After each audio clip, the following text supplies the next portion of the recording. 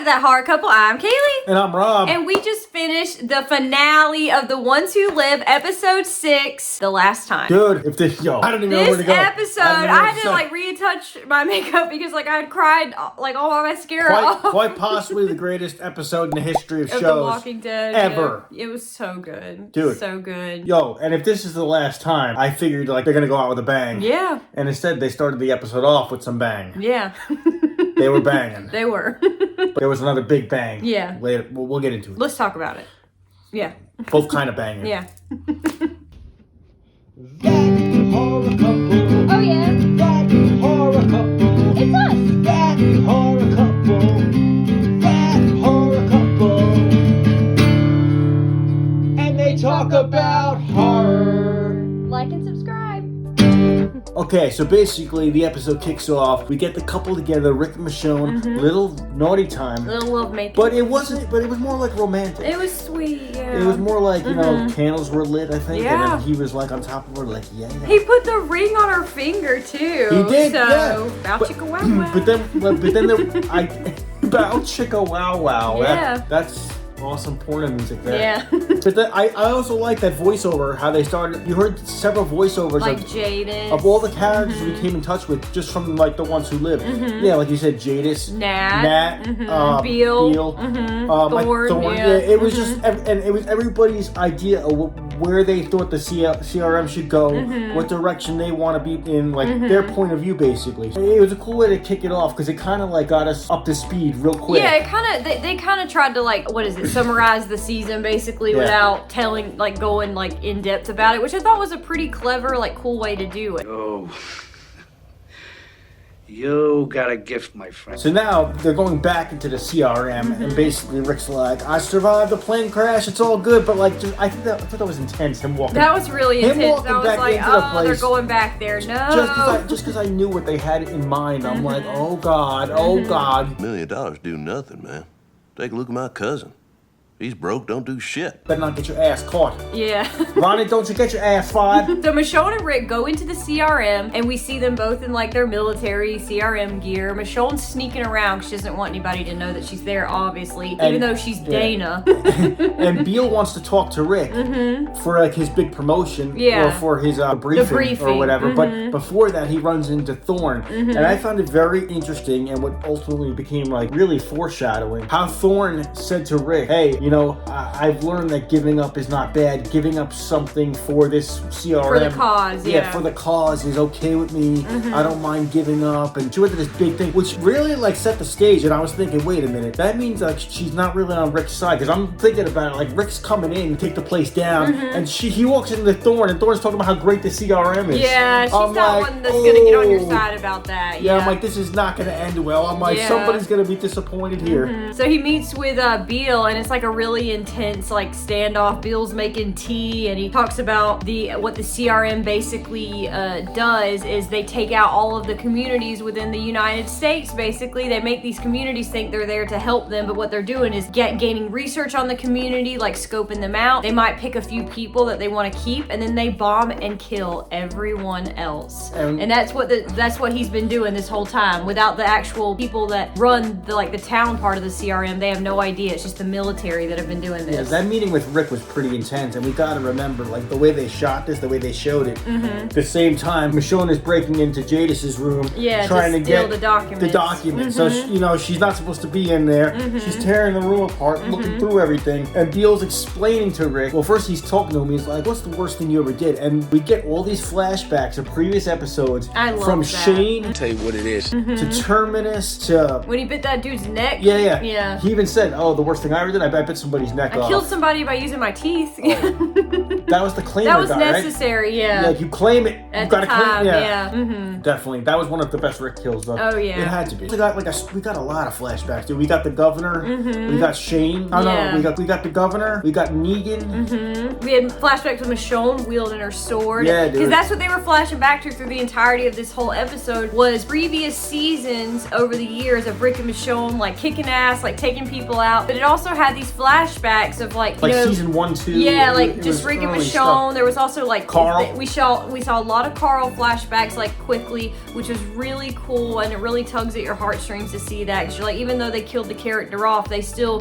lives on within Rick and Michonne and within the memory of the TV show, which is really cool. Michonne finds a document inside this cat, rips it up, and it was exactly what Jada said. It would have ruined their it would have told him exactly about Alexandria. It would have blew their cover big time. So she rips it up, and meanwhile, Beal is like, Rick, swear on the sword. Yeah. And Rick's like holding a knife under the table the whole time, by the way. He's like, I don't think so. Yeah, and they're just staring at each other for a minute, and Beal's like, oh no, like he's like, he could read Rick. He's like, oh shit. Yeah, dude. So it turned into Rick versus Beal finally. Yeah. The build up to that was so intense for me. Even though Beal said, I will spare your family. Yeah, he said, you can bring them here. We'll spare them, but kill everybody else. He said, I think you could be the leader of the next generation. You could be like the next Beal. So he said, whoever your family is, bring them to me. They'll be fine.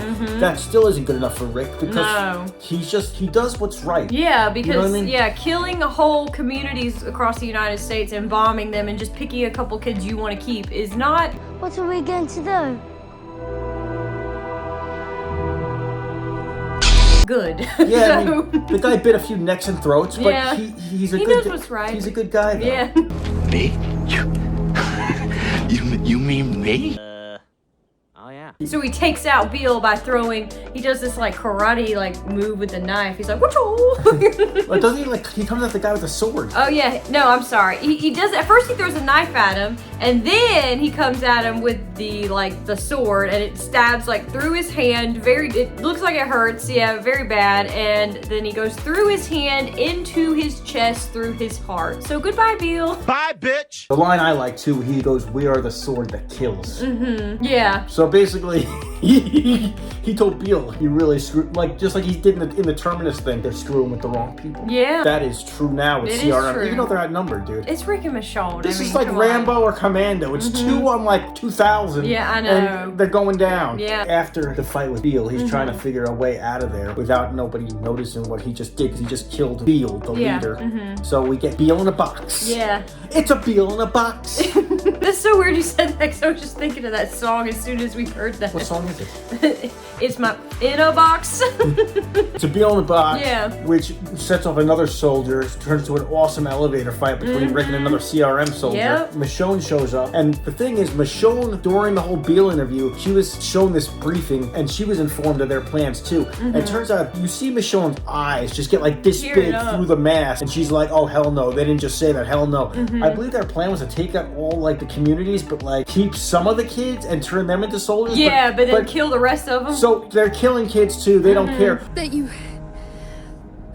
killed younglings. Which totally crossed over into Worlds Beyond. Yeah, because they blew up that community in the world beyond, that the kids were from. Right. And part of me saw this coming, because I'm like, yo, all right, Beal, he was a cool character, but he was kind of a weak boss. Just Rick took him right out. So I'm like, who's like the governor? Who's the Negan? Who's the boss of this place? Yeah, Beal. So, no, the twist of this was, it's Thorn. Oh, that's true, yeah. Thorn was a bigger threat now. So Thorn finds out what's going on through Thorn's flashbacks. So she's like, he always was fond of Michonne for some reason. Dana. Yeah, Dana or whatever. Yeah, but like, I was like, it's about time she pieced that together. I'm like, damn. Yeah, you should have pieced that together sooner. So him and Rick and Michonne are, from Michonne learning all these things from Nat, she told Rick, listen, I got an idea. And they do this weird thing where they attach a string to like all of these bombs, and they attach it to to the soldier that Rick killed in the elevator, to Beal, and they're walkers now, so they have them wrapped around. They're also surrounded bombs. They're surrounded by like explosives. Yeah, they're with these little bombs that's surrounded by these other explosives, and they rig it. So when Rick and Michonne go to leave after they've rigged it to blow up the CRM, the portion of the CRM where the military is, the military that's going to go strike and kill these kids, kill these communities, they go to leave, and who meets them right outside the tent? Oh,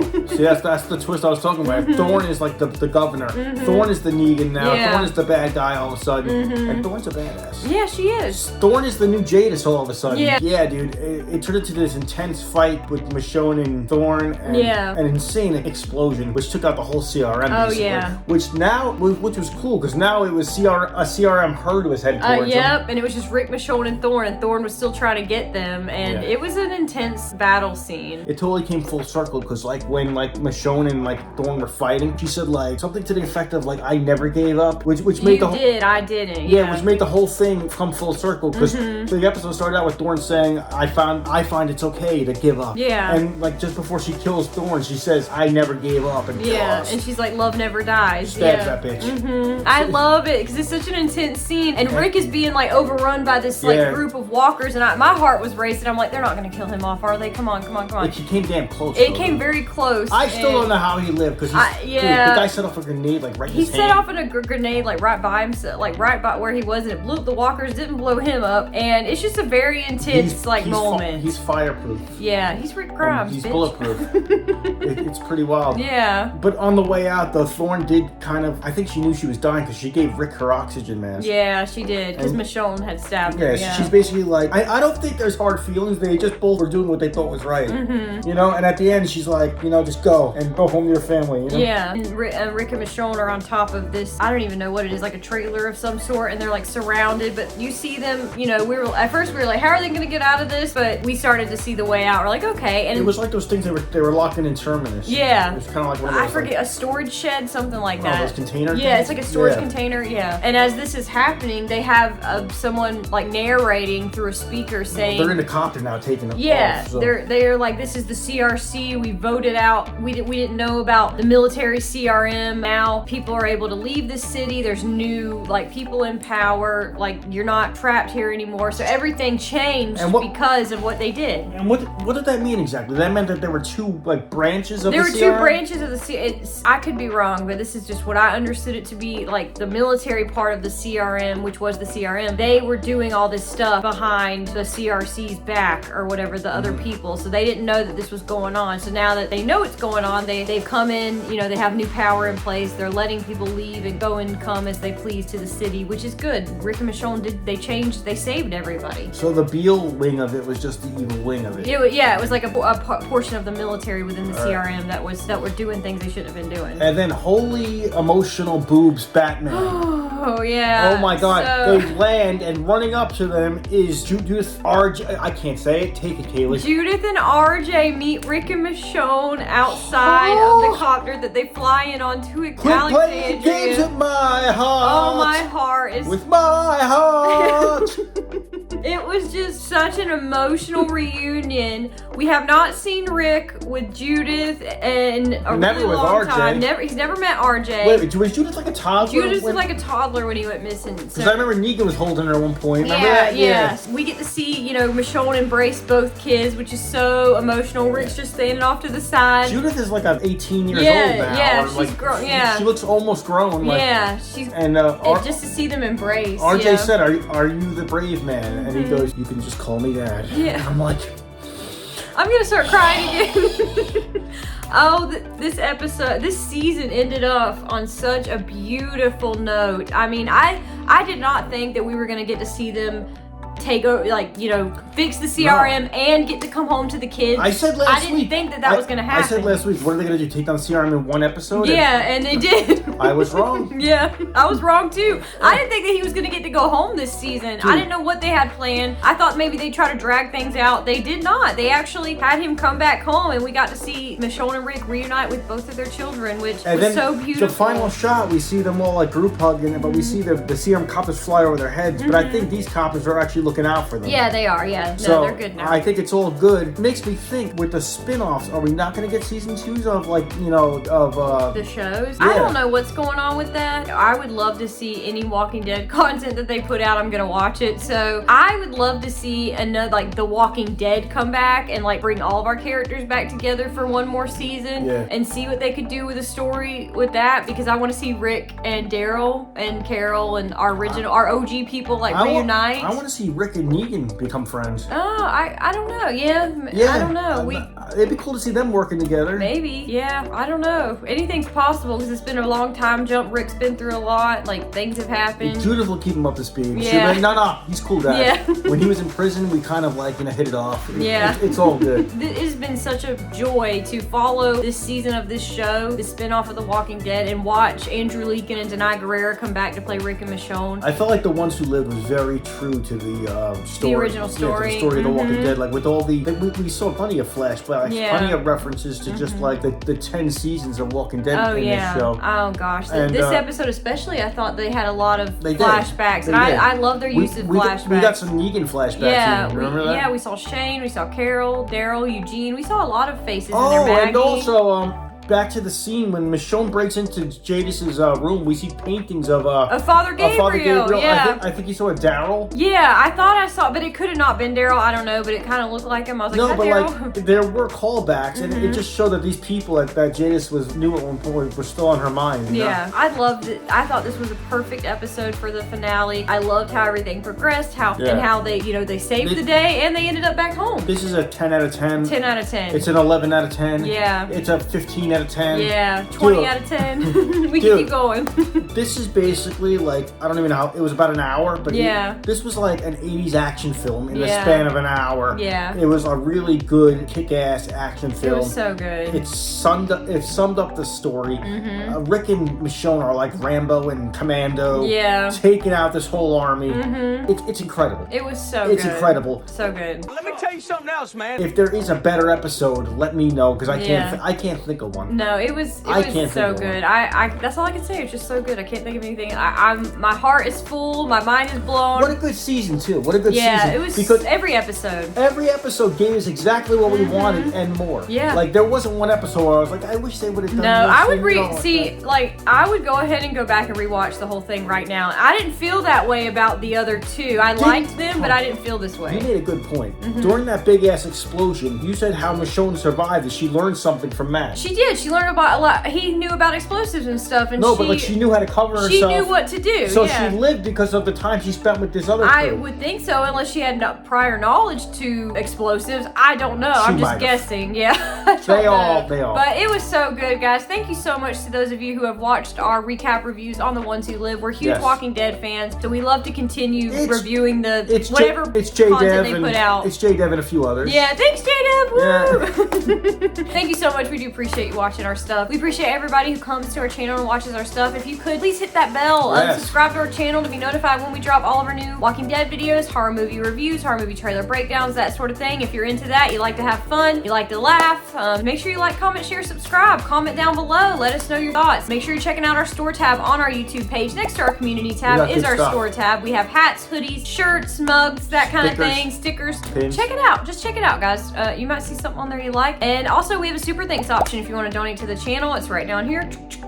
Buy me stuff. Yeah, but thank you guys so much again for all of you who do watch and comment, like, comment, share, subscribe. We love and appreciate every single one of you. So once again, I'm Kaylee. I'm Rob. And we hope you guys have a wonderful day. We'll see you guys soon. Thank you for watching.